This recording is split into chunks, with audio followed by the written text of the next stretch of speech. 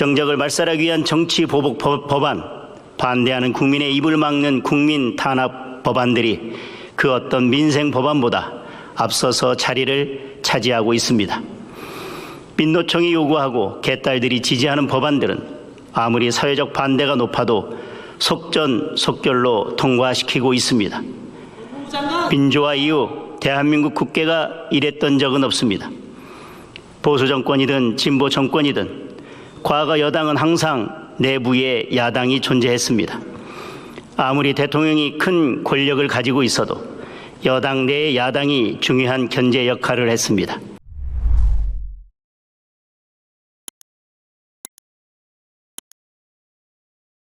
설령 다수의 힘으로 밀어붙인다 해도 그것이 정말로 국민 다수를 위해 꼭 필요한 일이라면 국민들께서도 수긍을 하실 것입니다. 그런데 지금 추진하는 법안들이 정말 국민을 위한 법안들입니까? 과거에도 국회는 제 역할을 못한다는 비판을 많이 받아왔습니다. 하지만 적어도 국민을 위해 일하려고 노력은 했고 정쟁의 와중에도 민생을 챙기는 데는 머리를 맞댔습니다. 그러나 지금 더불어민주당의 국회는 국민을 위해 일하는 국회가 아닙니다. 지금 국회에 국민이 있고 민생이 있습니까? 이재명 대통령 감옥행을 막기 위한 방탄입법이 모든 민생 법안을 제치고 맨 앞에 있습니다.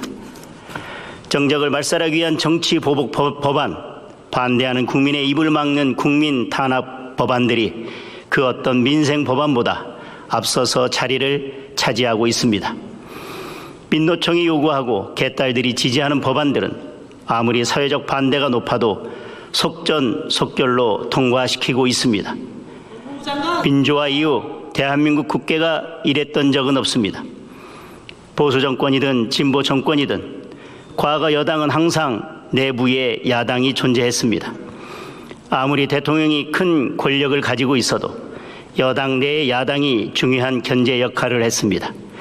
김대중 대통령의 일본 문화 개방, 노무현 대통령의 이라크 파병과 한미 FTA, 이명박 대통령의 4대강 사업과 세종시 건설계획 수정, 박근혜 대통령의 증서 없는 복지와 공무원 연금 개혁, 모두 여당의 반대에 부딪혔습니다. 대통령이 가장 먼저 설득해야 할 대상은 여당이었습니다. 그런데 지금 이재명 정권과 더불어민주당은 어떻습니까? 대통령의 한마디가 곧 법이 되고 있습니다. 아무리 사회적 논쟁이 큰 법안도 더불어민주당 내에서는 아무런 반대의 목소리가 나오지 않습니다.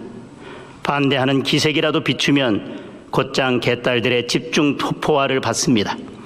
그러면 하루아침에 돌아서서 김어준 TV에 나가 사과하고 열렬한 찬성으로 입장을 바꿉니다. 유신 정권 시절 유정회와 다르지 않습니다. 이렇게 일사불란한 정당은 북한 조선노동당 정도밖에 없을 것입니다.